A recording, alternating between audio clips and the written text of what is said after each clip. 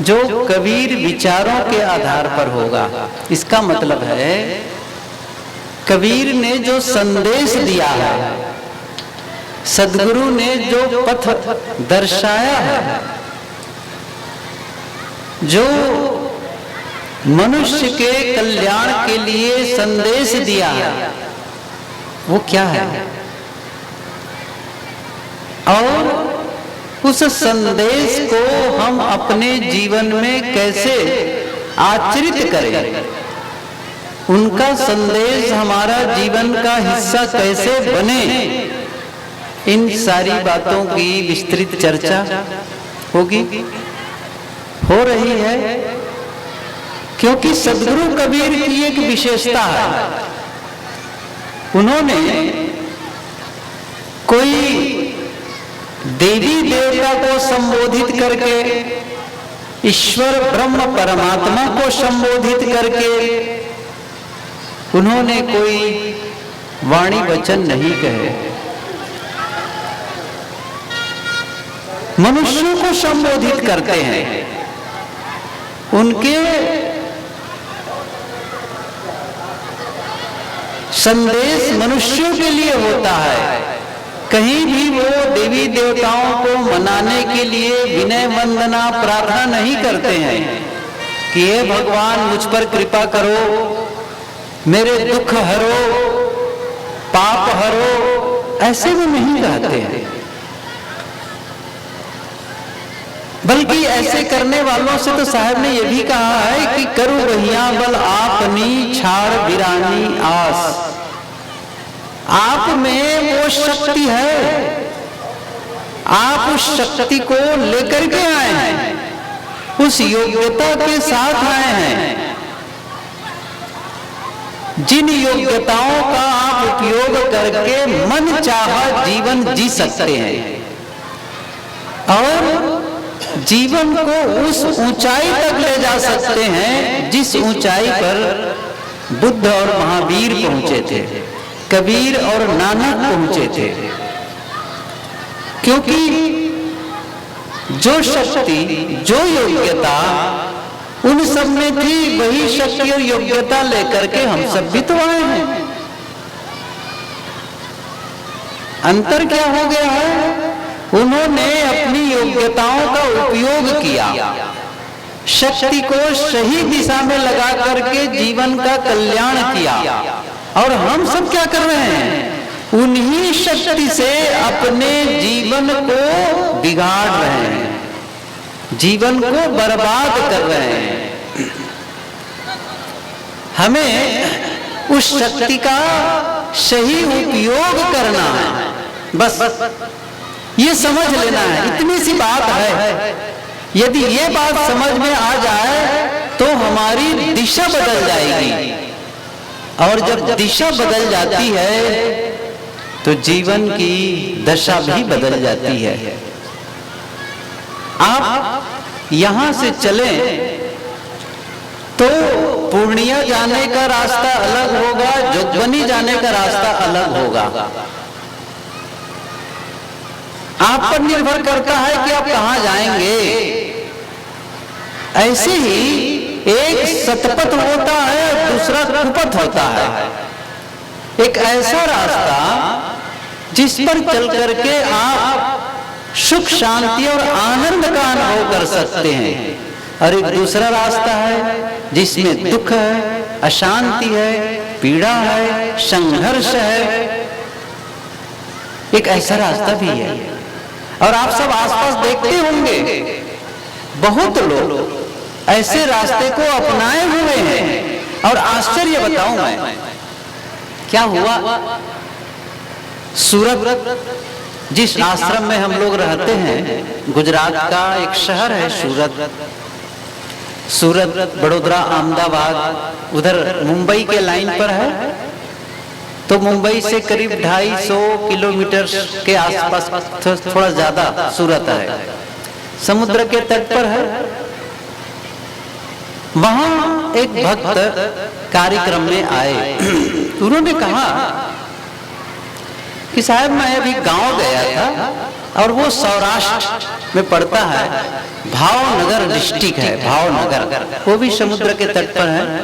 तो वहां गया था, अभी आया हूं 2 दिन पहले। अच्छा क्यों गया था वो बताए।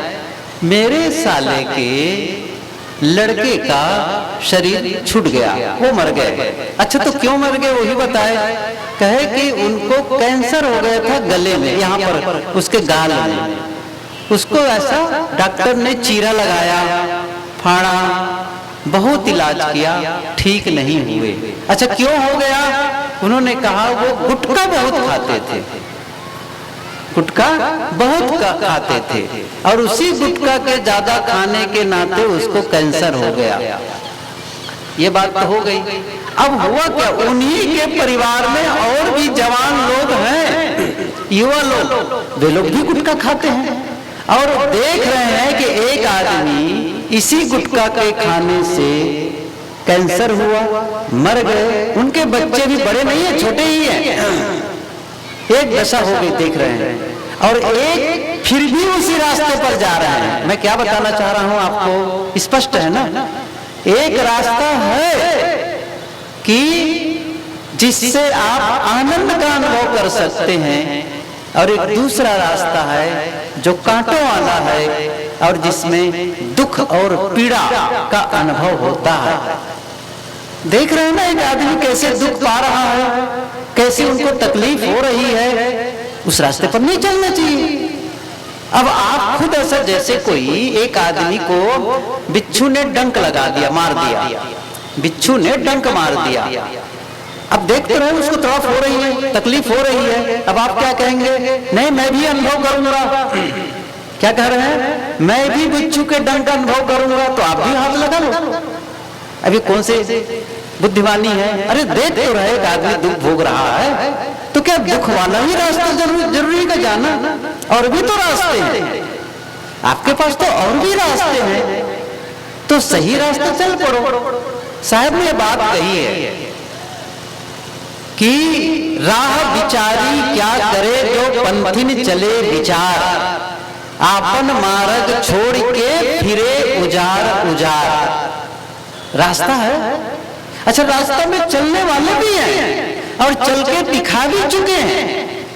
आप जानते हैं अच्छी तरह से कई ऐसे संत साधक उस रास्ते पर चल करके अपने जीवन को कल्याणमय बना चुके हैं। और आज भी बहुत से लोग हैं, न केवल साधु के कपड़ा पहनने वाले, बल्कि आप जैसे कपड़े के पहनने वाले लोग भी उस रास्ते पर चल रहे हैं। देख लो उनके जीवन को।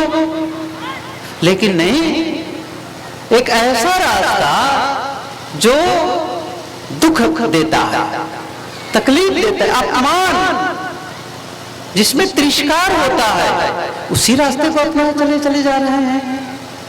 आप देख लो ना आसपास के लोगों में। मैं क्यों ये बात बता रहा हूं, साहब ने जो संदेश दिया या संत लोग जो संदेश उपदेश देते हैं, क्यों देते हैं? वो उपदेश इसलिए देते हैं कि मनुष्य में बदलने की, परिवर्तन की शक्ति है। वो कभी भी अपने रास्ते में बदलाव कर सकता है। यही तो वरदान है मनुष्य को। जो संत जन यही कहते हैं, गुरुजन यही कहते हैं कि मनुष्य का जीवन बड़े भाग्य से मिलता है। जैसे गोस्वामी तुलसीदास जी ने कहा, जो आप सभी जानते हैं, बड़े भाग्य मानुष तन पावा, सुर दुर्लभ सदग्रंथन गावा। सदगुरु कबीर ने क्या कहा, मानुष जन्म दुर्लभ है, बहुर न दूजी बार। ये बड़े मुश्किल से मिलता है और ये पशुओं से श्रेष्ठ है। पशु पक्षी कृमि कीट आदि क्या है, केवल भोग भूमिका है, जिसमें वो एक कुदरती नियमों के तहत, नैसर्गिक नियमों के तहत ही उनका जीवन चलता है। लेकिन मनुष्य में सबसे बड़ी जो क्षमता क्या है, सोचने की, निर्णय करने की, विचार करने की। और जो सबसे बड़ा वरदान मिला है ना, वो क्या है, हम सबको यहाँ जितने बैठे, ऐसे नहीं है केवल पुरुषों को, माता बहनों को भी वो वरदान है। इसलिए हम बहाना नहीं चलेगा, हम तो स्त्री की जात, हम अपने जीवन को सुंदर कैसे बना सकते हैं, हम अपने जीवन का कल्याण कैसे कर सकते हैं। इतिहास साक्षी है कई जिन्होंने अपने जीवन को बनाया है, भक्ति पथ पर चले हैं, त्याग और वैराग्य पथ पर चले हैं। इसलिए ऐसा नहीं है कि कोई नर हो तो कोई वही कर सकता है, नारियों के लिए अवसर नहीं है, सबके लिए। देखिए एक चीज बताऊं मैं, ये जो कुदरत है ना, ये प्रकृति ना कभी भी पक्षपात नहीं करती, किसी के लिए विशेष व्यवस्था कर दे। अब कोई ये कहे बुद्ध और महावीर के लिए विशेष व्यवस्था थी, कबीर के लिए विशेष व्यवस्था थी, बिल्कुल नहीं थी। आखिर कबीर साहब के बारे में जानते हैं ना कि कहाँ वो जन्मे और कहाँ पाले पोसे गए, पढ़ने का कितना अवसर मिला, कहाँ उनको समाज की दृष्टि से बहुत सम्मान मिल गया था, समझ रहे हैं ना। और वो जो बिल्कुल ही बहुत ही छोटे परिवार, और जिसको लोग समझ लीजिए उनको एक उस परिवार को अभी भी छुआछूत की दृष्टि से देखा जाए तो उसको अलग ही मानते हैं, वहां पले बढ़े। और आसपास का माहौल कैसा रहा होगा, वही झुग्गी झोपड़ी वाला, राजमहल से आए थे क्या वो। लेकिन उन्होंने क्या किया है, उन्होंने कभी भी उनके मन में ग्लानि या उनके मन में किसी प्रकार से कमजोरी का भाव नहीं जगा कि मैं नहीं कर सकता हूं। इसलिए हम सबके लिए वो अवसर है, हम सब भी वो कर सकते हैं। मैं कह रहा था संत जन जो उपदेश करते हैं वो किस लिए करते हैं, मनुष्य में जो शक्ति है, जो बीज में छिपा है, उसका उद्घाटन करना। जो संभावना लेकर के आए हैं उस संभावना को वास्तविकता में बदलने का काम करना। जैसे इतना सा बीज होता है, छोटा सा बीज होता है, बट का दाना देखे ना, बरगद के बीज कितना छोटा, जैसे राई का दाना होता है ना सरसों का, उतना ही छोटा वो बीज होता है। लेकिन आप बताएं उस बीज में कितना विशाल वृक्ष है, कितनी शक्ति उसके अंदर छिपी हुई है। एक छोटे से बीज में कितनी लकड़ियां हैं, कितने फल हैं, कितने उसमें फर्नीचर बन सकते हैं, कितने दरवाजे बन सकते हैं, उसमें कितना है बीज, और समझ रहे हैं ना कितना है। एक ने बहुत सुंदर कहा है, एक सेब में, सेब जो खाते नहीं एप्पल, एक सेब में कितने बीज हैं, अनाड़ी आदमी, अनपढ़ आदमी भी गिन के बता सकता है, इतने बीज हैं। लेकिन एक बीज में कितने सेब हैं, कौन बताएगा। एक बीज में कितने सेब हैं, कितने फल हैं। जब उस बीज को बो दिया जाएगा और जब वृक्षाकार होगा और फल लगेंगे, कितने फल लगेंगे उसमें, और उन फलों में कितने बीज होंगे, फिर उन बीजों में कितने फल होंगे। एक बीज में इतनी क्षमता है कि पूरी पृथ्वी ढक जाए। मनुष्य और विशेष है, इतनी क्षमता लेकर के आप आए हैं। उस शक्ति का उद्घाटन करना है, उस योग्यता का उपयोग करना है और उस संभावना को वास्तविकता में बदलने का काम करना है। यहां कोई दुखी होने के लिए मजबूर नहीं है, कोई स्थापित होकर के आया है। और आप ये मान करके चलिए, गरीब से गरीब घर में जन्मे ऐसे कई उदाहरण मिलेंगे जो उस गरीबी से उठ करके बहुत धनी हो गए, और जिसके घर में कोई पढ़े लिखे नहीं थे वहां से निकल करके बहुत बड़े विद्वान हो गए। मैं कई ऐसे उदाहरण बता सकता हूं आपको। और इतने नहीं, जिनके हाथ नहीं वे भी सफल जीवन जीते हैं, जिसके पैर नहीं हैं वे भी, और जिनकी आंख नहीं है, आंख नहीं थी, कान नहीं थे, नाम बताओ, एक नाम बताओ। देखो माताओं की संख्या ज्यादा है, मैं एक नाम बताऊं आप लोगों के लिए, एक नाम सुने होंगे, और बहुत सारी बहनें छोटी बिटिया लोग हैं, पढ़ी लिखी बैठी हुई हैं। हेलन केलर, नाम सुने होंगे, पढ़े होंगे, हेलन केलर, अमेरिका की, जो अंधी थी, बहरी थी, गूंगी थी। मैंने उनकी लिखी पुस्तक पढ़ी है, मेरी कहानी, उसकी लिखी हुई। वो बहुत ही ज्यादा विक्षिप्त थी। बहुत सारे लोग पढ़े लिखे हैं, यदि ब्लैक फिल्म देखे होंगे, ब्लैक फिल्म, तो थोड़ा सा उसकी झलकी मिलेगी, थोड़ी सी झलकी है ब्लैक फिल्म में। उसी हेलन केलर के संबंध में थोड़ी सी, देखिए कहानी अलग ढंग से है, लेकिन है उसी चीज को बताई गई है उसमें। तो वो जो अंधी थी, कल्पना करिए, बहरी थी और गूंगी थी, इतना उसने नाम कमाया। वो भारत भी आई थी, भारत भी आई थी। उस समय हमारे देश में प्रधानमंत्री थे पंडित जवाहरलाल नेहरू। जब वो आई थी उस समय दिल्ली को बड़ा सजाया गया था, और देख तो नहीं पाती थी, तो स्पर्श कर छूती थी। और जब जवाहरलाल नेहरू के चेहरे को ऐसे हाथों से छूती है तो क्या कहती है, कोई किसी मूर्ति का, आप बहुत सुंदर है। और रविंद्रनाथ टैगोर उसके हाथ में रख करके कविता सुनाए। वो चित्र मैंने देखा है। जब कोई बोलता तो उनके हाथ, उनके मुंह पर ऐसे हाथ रख देती थी और समझती थी कि क्या बोल रहे हैं। फिर ग्रैहम बेल ने उसके लिए कुछ काम किया और बस वो सुनने भी लग गई थी। एडिशन के ले जाकर कितनी बार छू छू कर चीज देखती थी। ये पूरी कहानी में बताई हुई है। मैं क्या कह रहा हूँ, जापान भी जाकर के मित्रता स्थापित की है उन्होंने। फिर तो कुछ बोलने लग गई थी, फिर उसने पुस्तक लिखी गई, फिल्म में फिर ये काम करने लग गई थी। गजब है। मैं इसलिए बता रहा हूँ, यदि शारीरिक विकलांगता के बावजूद कोई इतना बढ़िया काम कर सकता है, और हम सब कुछ संपन्न है, हमें रोज भोजन मिल रहा है, कपड़े मिल रहे हैं, रहने की जगह मिल रही है, अब दुखी होने की क्या जरूरत है, अशांत होने की क्या जरूरत है। और टेंशन में बहुत लोग कहते हैं, क्या बताएं, बहुत टेंशन है, तनाव है। क्यों तनाव में होने की जरूरत है? इसका मतलब है आप सही तरीके से जी नहीं रहे हैं।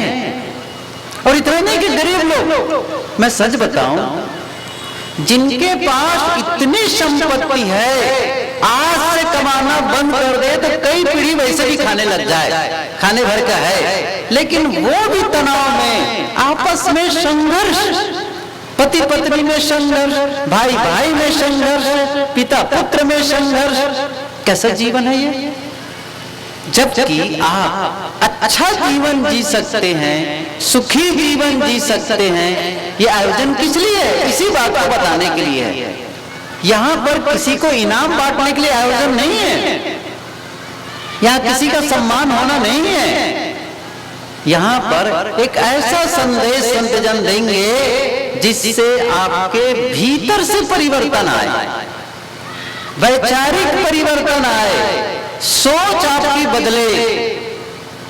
और वो सोच जब बदल जाएगा तो जीवन ही बदल जाएगा। इसलिए आवश्यकता क्या है? इसलिए आवश्यकता है इन बातों पर ध्यान रखें। क्या मैंने कहा, हमारा जीवन इतना महत्वपूर्ण है, इस जीवन को सुंदर बनाने का काम करना है, इस जीवन को सुखमय बनाने का काम करना है, आनंदमय बनाने का काम करना है। कैसे बनाएं? थोड़ी सी चर्चा मैं करूं, कैसे बनाएं, कि कैसे हमारा जीवन सुंदर हो जाए। आप जरा देखिए इस चीज को। जीवन, सुंदर जीवन किसे कहते हैं? किसे कहते हैं? क्या जिसका मकान सुंदर होता है उसको हम सुंदर जीवन वाला कहते हैं? आप अपने मकान को सुंदर बना लेंगे, क्या इससे जीवन सुंदर हो जाएगा? इससे जीवन सुंदर नहीं होगा। और अपने घर में सुंदर सुंदर गाड़ियां खरीद के ले आए तो क्या इससे जीवन सुंदर हो जाएगा? इससे भी नहीं होगा। अच्छा, तो आप कीमती कपड़े और सुंदर कपड़े पहन लेंगे तो जीवन सुंदर हो जाएगा? अच्छा, ये भी नहीं होगा। और आजकल दुकान खुली है चेहरे को सुंदर बनाने की, खुली है। नाम बढ़िया रखते हैं, ब्यूटी पार्लर, एक ऐसी दुकान जहां से अंदर जाओ, जहां अंदर जाओ और सुंदर बन के निकलो। अच्छा, कितनी देर के लिए, कितनी देर के लिए सुंदर बनना है? शादी के सीजन में तो लोगों की दुकान में खूब भीड़ रहती है, खूब भीड़ रहती है, लाइन लगी रहती है, दुल्हन को सजाना है, दूल्हे को सजाना है। क्या चेहरे को सुंदर बना लेने से जीवन सुंदर हो जाएगा? समझ रहे हैं ना? नहीं होने वाला है। किसे सुंदर बना ले कि जीवन सुंदर हो जाएगा? एक चीज है वो, एक चीज है वो, जिसे सुंदर बना लेते हैं तो जीवन सुंदर हो जाता है। वो है आपका मन। जिसका मन सुंदर होता है उसका जीवन सुंदर होता है, और जिसका मन खराब होता है उसका जीवन खराब होता है। और ये सदगुरु कबीर ने कहा है, एक काम कर लो जीवन में बस, और सब काम पूरा हो जाएगा। उनकी वाणियों में एक ऐसी पंक्ति है, एक ऐसी साखी है जो स्वर्ण स्तंभ की तरह है। वो एक साधे सब साधिया, सब साधे एक जाए, जैसे सींचे मूल को फूले फले अघाए। एक मन को साध लो, सब सध जाएगा, सब सध जाएगा। बस हमारे लिए क्या समस्या है? सब कुछ ठीक रहता है, मन ठीक नहीं रहता है, यही उल्टा है कि नहीं? अच्छा, मैं पूछूं, मन को सुंदर बनाने के लिए कितना समय देते हैं आप? बस यही से शुरू करते हैं। देखो, आप सुबह उठते हैं, अपने जीवन को झांकिए। आप सुबह उठते हैं, अपने नित्य क्रिया से निवृत्त होते हैं, फिर उसके पश्चात कुछ खा पी लेते हैं, सुबह का नाश्ता पानी कर लेते हैं, टिफिन ले लेते हैं, या फिर काम में निकल जाते हैं ऐसे ही। और काम से जब शाम तक लौट के आते हैं, फिर से कुछ खाना पीना कर लेते हैं, अपने बाल बच्चों से बात करते हैं, कुछ टीवी देख लेते हैं, और ऐसा करते करते रात में फिर सो जाते हैं। यही तो है धनंजनी, यही तो रोज का काम है। अब बताइए मुझे, इसमें जितना आप सुबह से शाम तक करते हैं, कौन ऐसा समय है जिसमें आपने जीवन को सुंदर बनाने के लिए प्रयास किया है? नहीं किया। आप ये कहेंगे मैं ईमानदारी से काम करता हूं, मैं सबके साथ सुंदर व्यवहार करता हूं, इसलिए मेरा जीवन सुंदर हो जाना चाहिए। नहीं होता है, ये आप ध्यान दीजिए। मैं फिर से कह रहा हूं, जीवन अपने आप बिगड़ सकता है, लेकिन अपने आप सुंदर नहीं हो सकता है। आपका मकान, आपका अपना घर मकान, वो गंदा हो जाता है, हो जाता है नहीं हो जाता है? घर मकान कैसे होता है?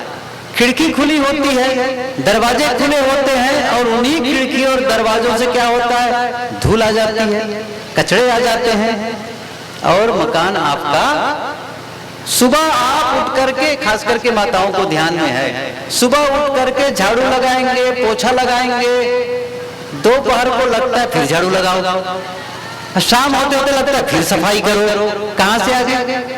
वो धूल कचड़े आ गए उड़ करके। आप सुबह स्नान करके निकलते हैं, साफ कपड़ा पहन के निकलते हैं, क्या होता है? आप नहीं चाहते कि मेरे कपड़े गंदे हों, आप नहीं चाहते कि मेरा शरीर गंदा हो, लेकिन फिर भी शरीर गंदा हो जाता है, कपड़े गंदे हो जाते हैं। लेकिन होता क्या है?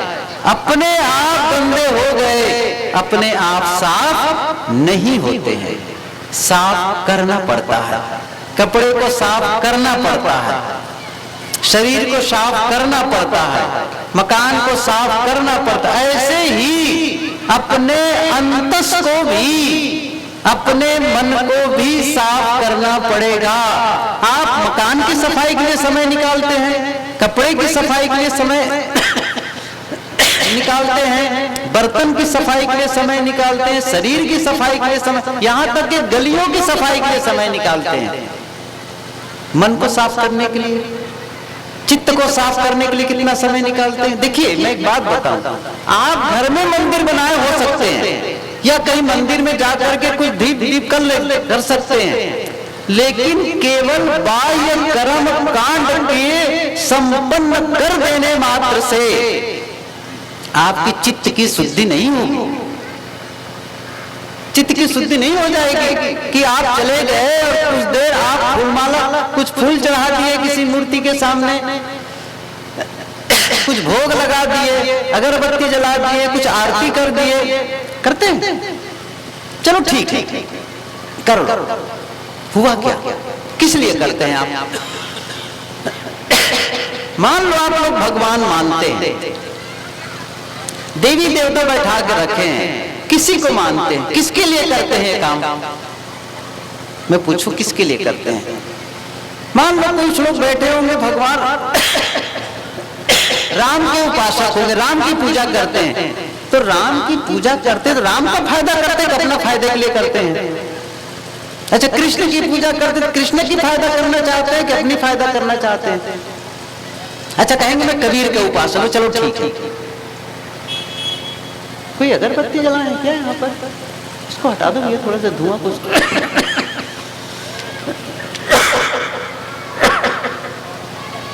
एक तो वैसे ही मेरे गले में पहले से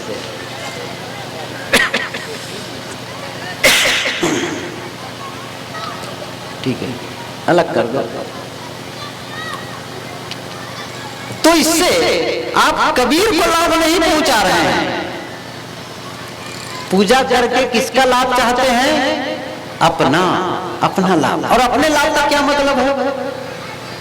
अपने लाभ का क्या मतलब है? अपने लाभ का मतलब क्या? बड़ा मकान बन जाना?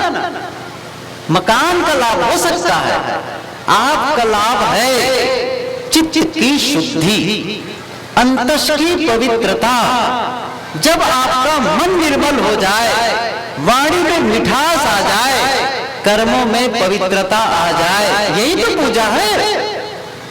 क्या केवल जैसे भी बहुत सारे माला ला करके हम सबको लाद दिए, हम मना ही कर रहे थे, बस लादते चले गए। अच्छा, तो क्या हो गया? हमको कितना फायदा हो गया उससे? बताओ, सोच इससे मेरा कल्याण हो जाएगा, हमारे सबको कल्याण हो जाएगा इससे?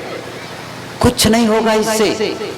जब मैं साधना करूंगा, जब मैं आराधना करूंगा, जब मैं ध्यान करूंगा और अपने मन के कलमश को मैं धोऊंगा, तब मेरी चित्त शुद्ध होगी। आपकी पूजा से मेरी चित्त शुद्ध नहीं होने वाली है। आप आकर के आरती कर दिए, आपका फायदा हो सकता है, मेरा तो कोई फायदा नहीं उससे है। मेरा क्या फायदा उससे है? मेरा फायदा होगा जब मैं अकेले बैठ करके अपने मन के कलमश को, विकारों को धोने का काम करूंगा, तब होगा ये काम। इसलिए मैं कह रहा था, ये काम हम सबको करना है। तो जो दूसरों की, आप किसी भी महापुरुष की पूजा करते हैं, वो उनके फायदे के लिए नहीं है, अपनी चित्त की शुद्धि के लिए है। और ये काम नहीं हो रहा। मैंने कहा ना, क्या कहा मैं? केवल कर्म कांड कर लेने से, किसी नदी में नहा लिए, अभी तो कुंभ मेला, हम लोग तो महीना भर से ज्यादा थे कुंभ मेला में, हमारा कैंप लगा था, कितने हजारों लोग हमारे यहाँ आए, हमारे शिविर में निवास किए। लोग त्रिवेणी नहाते, गंगा नहाने जाते थे, पास गंगा नदी बहती थी, वहां नहाने जाते थे। ऐसी सभा लगी रही। मैंने पूछा लोगों से, अच्छे बताओ आप लोग गंगा नहाने आए हो, क्यों आए हो? आप गंगा न क्यों नहा रहे हो? क्या उत्तर देते हैं? गंगा में नहाने से पाप कटते हैं। यही तो मान्यता है ना। गए थे ना अमृत स्नान करने के लिए, गए थे अमृत स्नान करने के लिए, कई लोग मृत हो गए उसी अमृत स्नान में, दब गए। आप लोग सुने होंगे समाचार में। मैं ये कहना चाहता हूं कि गंगा क्यों नहाए? मैंने पूछा अपनी सभा में, अपने अभी ये पिछले महीना की बात है, ये मार्च चल रहा है ना, फरवरी जनवरी में हम लोग का कैंप था ही। तो क्या कहते हैं लोग, वहां लिखा रहता है, गंगे तो दर्शनात् मुक्ति, गंगा के दर्शन से मुक्ति होती है। और भी लिखा रहता है, गंगा में पाप धो, मैल न धो। अब समस्या बताओ क्या हुआ है? सच्ची घटना बता रहा हूं मैं, सब मैल ही धो के आए हैं। सच बताऊं तो क्या हुआ है, वहां का पानी इतना गंदा हो गया, इतना गंदा हो गया। ये सरकार का बताई बात बता रहा हूं मैं, अपनी नहीं है। नहाने लायक भी पानी नहीं रहा वहां का। पीने के लिए लोग उठा उठा के ले जाते थे। कितने केसेस आए जो गंगा से लौट करके आए, कई लोगों का स्वास्थ्य गड़बड़ हुआ है। वो पवित्रता पहले वाली जिसको साहब ने कहा है, यह मन तो निर्मल भया जैसे गंगा नीर, पीछे पीछे हरि फिरे कहत कबीर कबीर।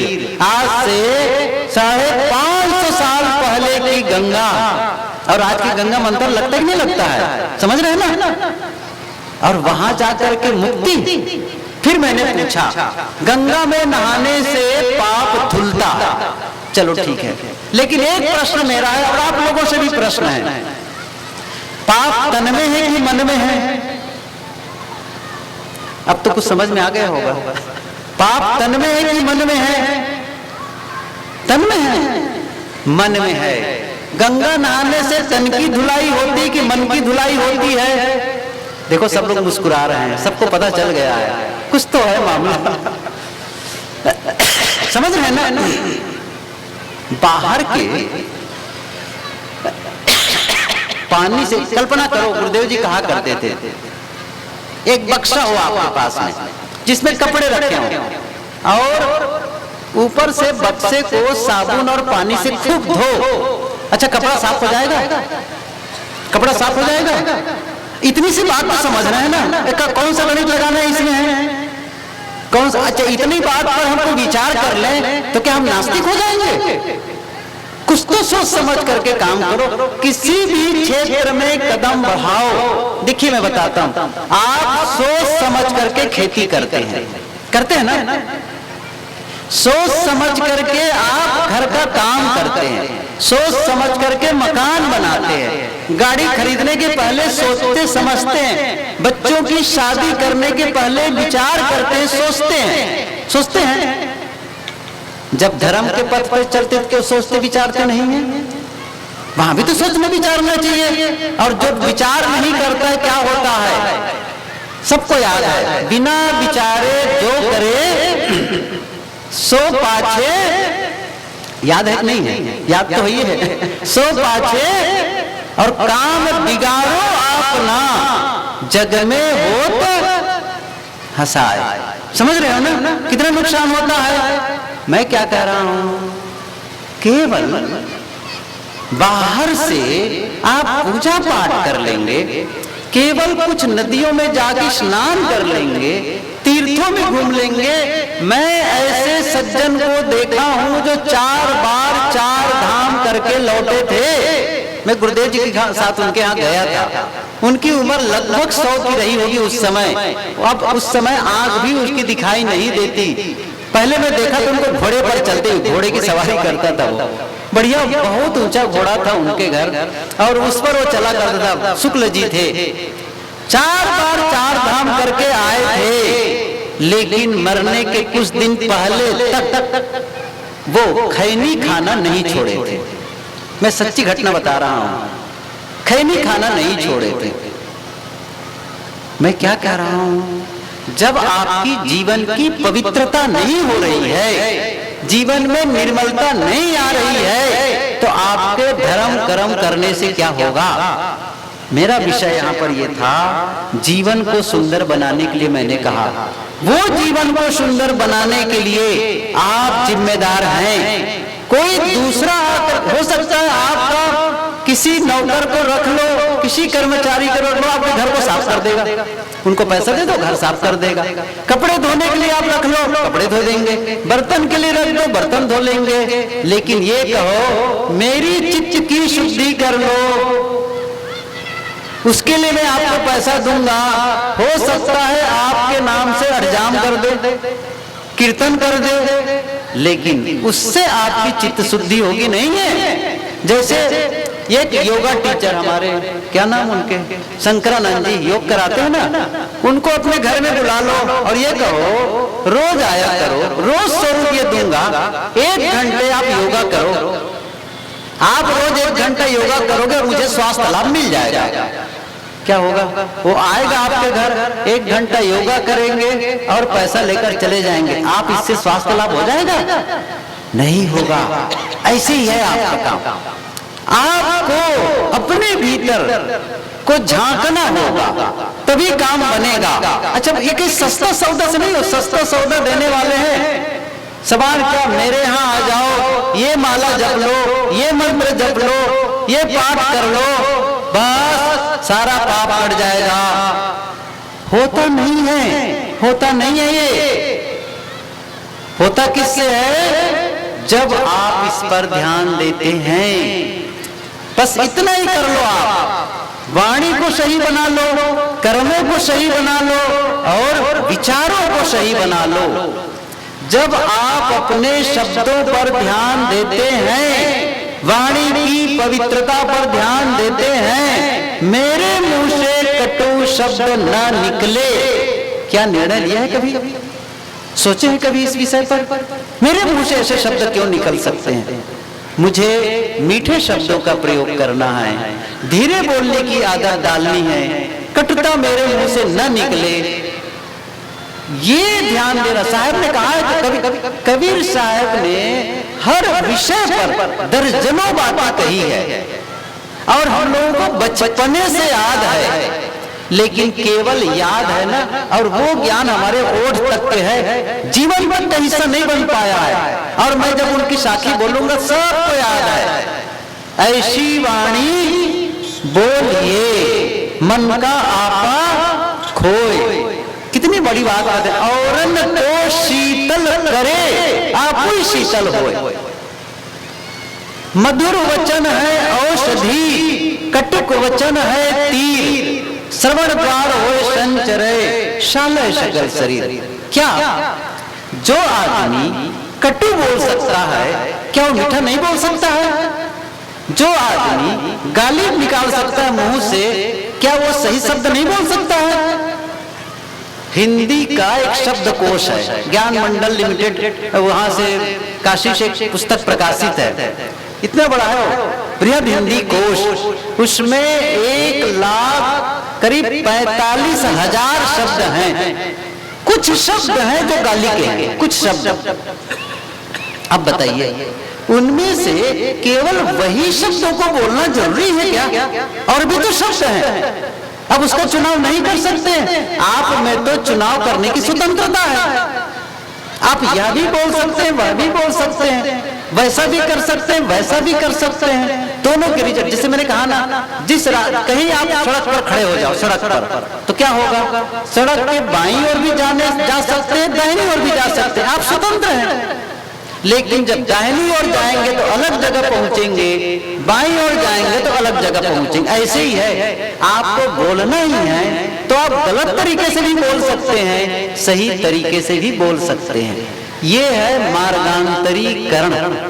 जीवन को बदलना है तो ऐसे ही बदलना पड़ेगा।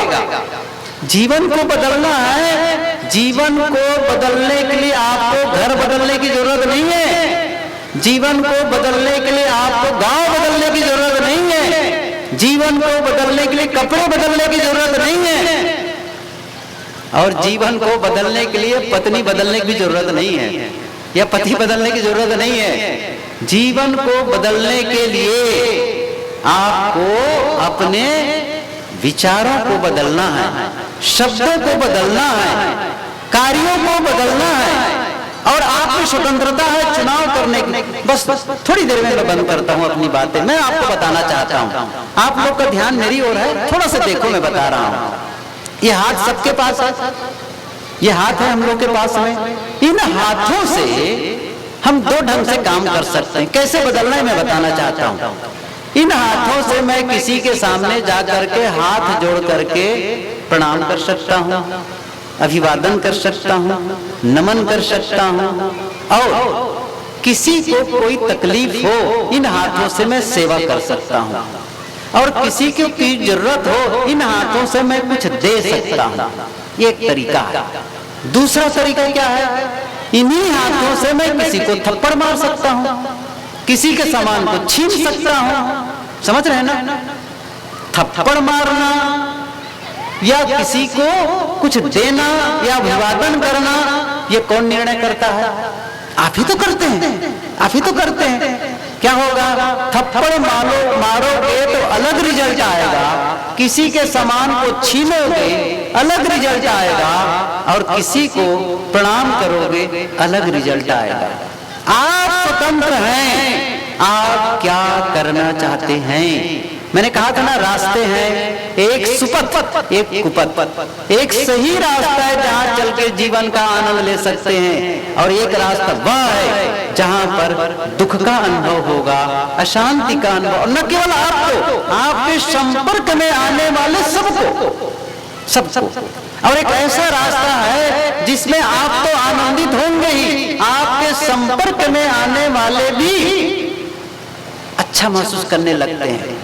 बुद्ध ने अपना काम किया, कबीर ने अपना काम, और उनके संपर्क में जितने लोग आए, आज संत लोग सतपथ पर चलते हैं, उनके संपर्क में आने वाले को कैसा लगता है? उनका साथ करना चाहते हैं। साहब ने कहा, संगत कीजिए साधु की हरे और की व्याधि, ओछी संगत गुर की आठों पर उपाधि। आप किसी आश्रम, संत आश्रम में जाते हैं, जाके लगता है बहुत अच्छा लगा, वहां की एनवायरनमेंट, वहां की पूरी जो वाइब्रेशन है, वो फीलिंग्स आपको अलग महसूस होने लग जाएगी, क्योंकि वहां जो पॉजिटिव तरंगे है ना, वहां की जो संतों की साधना की खुशबू है, वो आप महसूस करेंगे। लेकिन जहां पर बदमाश लोग हैं, नकारात्मक लोग हैं, आप चले जाओ जहां शराब बिकती है, या फिर शराब पीने वाले लोग बैठे, जुआ खेलने वाले लोग बैठे हैं, चोर बदमाश लोग बैठे हैं, कितनी वहां का जो आसपास की जो तरंगे होगी ना, वो एटमॉस्फेयर जो होगा ना, वो बहुत ही जहरीली होगी। कोई महसूस कर सकता है उस चीज को। मेरा कहने का मतलब ये हुआ कि आप स्वतंत्र हैं कि आप इन हाथों से कैसे उपयोग करें। दूसरा है शब्द, शब्दों का कैसे उपयोग करेंगे, आप ही स्वतंत्र हैं। जैसे मैं किसी आदमी से बोलता हूं कि आप बड़े बेवकूफ आदमी हैं, क्या कहा? आप बड़े मूर्ख हैं, इंसान हैं, एक तरीका। दूसरा तरीका मैं कह सकता हूं, आप भले इंसान हैं, आप बहुत भले मानुष हैं। अब देखिए दोनों में कितना अंतर हो गया। एक भले कहना, आप अच्छे आदमी कहना, और एक को मूर्ख कहना, दोनों का रिजल्ट आएगा। मैं स्वतंत्र हूं कि मैं क्या बोलूं। और एक बात और बता दूं, मैं जितना समय और जितनी शक्ति किसी को मूर्ख कहने में लगती है, उतना ही समय और उतनी ही शक्ति में आप किसी को भले आदमी कह सकते हो। समय उतना लगा, शक्ति उतनी लगी, एक से आपका जीवन गलत दिशा में चला गया और दूसरे से जीवन सही दिशा में चला गया। यह चुनाव आप करते हैं, आप निर्णय करते हैं। और ये नहीं कि किसी दूसरे, आपके घर में भी, घर में जब कोई प्रतिकूल घटना घटती है, वो आप पर निर्भर है। आप नाराज होते हैं कि प्रेम से, आपका बच्चा ही, मान लो, कल्पना करो, हो सकता है आपके बच्चे से गलती हो गई, उतनी मैच्योर्ड नहीं है, वो इतनी समझदार नहीं है। अब चाहे उनको आप थप्पड़ मारें, चिल्लाएं, या फिर उनको प्रेम और स्नेह से बताएं, ये आपका तरीका हो सकता है। लेकिन थप्पड़ मार करके, चिल्ला करके किसका भला कर रहे हैं आप? किसका भला कर रहे हैं? लेकिन उसी को प्रेम और स्नेह से भी बता सकते हैं, इससे उसके मन में राहत मिलेगी, आपको भी संतुष्टि आएगी। इसलिए आप पर निर्भर है। तो मैं कह रहा था, शब्दों में भी आप बदलाव कर सकते हैं, कर्मों में, एक ने हाथ का उदाहरण दिया, बहुत सी बातें इसमें, उसमें बदलाव कर सकते हैं। और सबसे बड़ी बात वैचारिक, ये बहुत बड़ा विषय है। मैं इस पर कल और विस्तार से बताना चाहूंगा कि कैसे आप अपने विचारों को बदलकर जीवन को बदल सकते हैं। आपका विचार, भीतर का स्ट्रक्चर, जो अपने विचारों के ढांचे को नहीं बदल सकता, वह अपने जीवन के ढांचे को नहीं बदल सकता। सोचने का सही तरीका अपनाओ। हमारे जीवन की सबसे बड़ी समस्या क्या है? बचपने से हमको चलना सिखाया गया, खाना सिखाया गया, पहनना सिखाया गया, पढ़ना लिखना सिखाया गया, बोलना सिखाया गया, गाड़ी चलाना सिखाया गया, एक चीज नहीं सिखाई गई है, क्या? सोचना। हम कैसे सोचें, बस। और यही जीवन का निर्धारण करता है। एक लेखिका हुई है लुइस एल है, अमेरिकन, लेडी अब तो शरीर नहीं रह गया। उनकी एक पुस्तक है you can heal your life. उसमें उन्होंने लिखा है आजकल बच्चों को लड़ाइयों की तिथियां रटाई जाती है। मुझे समझ में नहीं आता कि लड़ाइयों की तिथियों को रटने से बच्चों का क्या लाभ होने वाला है। उन्हें क्यों नहीं बताया जाता विचारों की शक्ति क्या है और आप अपने विचारों को बदलकर जीवन को कैसे बदल सकते हैं, इसे क्यों नहीं पढ़ाया जाता है? यही दुर्भाग्य है। विचारों को बदलने का ढंग सीखो, जीवन बदलेगा। संत यही बताते हैं। वो केवल कपड़ा बदलने के लिए नहीं बोलते हैं। जब तक आपका भीतर परिवर्तन नहीं होगा वही असली होगा। और जिस दिन भीतर बदलाव आ जाएगा, बाहर की परिस्थिति वही रहेगी, उसी घर में, उसी परिवार में, वही आपका जीवन जिसमें आप दुख भोग रहे थे अब आनंद का अनुभव करने लगेंगे। जिसमें आप आपस में संघर्ष कर रहे थे अब आपस में प्रेम बढ़ जाएगा। क्या बदल गया? भीतर बदल गया, विचार बदल गया। बस वो सब आपकी मनोस्थिति बदलती है, आपकी परिस्थिति बदल जाती है, परिवार का वातावरण बदल जाता है। इसलिए आप जिम्मेदार हैं अपने जीवन का, कोई दूसरा जिम्मेदार नहीं है। यदि आप अपने जीवन को सही तरीके से जीने लग गए तो जीवन में आनंद का अनुभव हो जाएगा, सुख का अनुभव हो जाएगा और आपके आसपास भी लोग आपके साथ रहना पसंद करेंगे। ये कुछ बातें थी। आज पहला दिन था, कुछ मैसेज था। कबीर साहब जी ने, मैंने कहा ना, कबीर साहब जी मनुष्यों को संबोधित किया है और इस आशा से संबोधित किया है मनुष्य में परिवर्तन की संभावना है। पशु पक्षियों में परिवर्तन की संभावना नहीं है, मनुष्य में। मनुष्य बदल सकता है, चाहे जितना गलत कर चुका हो आदमी, वो बदल सकता है। अपने जीवन में कभी भी यू टर्न ला सकता है, कभी भी, एनी टाइम, कभी भी देरी नहीं होती। जिस दिन वो चाहे मैं जीवन को बदलना चाहता हूं, उस दिन से जीवन का पुनर्जन्म हो जाएगा। बस आप एक संकल्प की देरी है, आप एक निर्णय की देरी है। जिस दिन आपने निर्णय कर लिया जीवन बदलना शुरू हो जाएगा। आप सबको बहुत बहुत धन्यवाद। इस कोलाहल भरे माहौल में भी मेरी बातों को आप लोग सुनने की चेष्टा की और मैं जानता हूँ बहुत से लोग बहुत गौर से सुन रहे हैं और जो लोग भी, जिनके भीतर भी कुछ बातें गई है और ऐसा लगा कि ये कुछ करने जैसा है, जीवन में कुछ बदलने जैसा है, कुछ निर्णय लेने जैसा है। अब वो कचरा वाला जीवन नहीं जीना है, वो गलत तरीके से जीवन नहीं जीना है।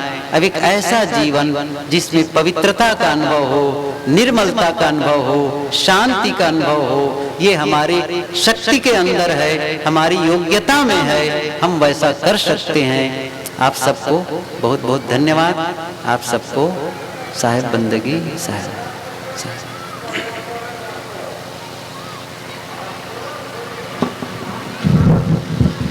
हेलो, किशन बाबा से आग्रह है आप आरती का इंतजाम करें।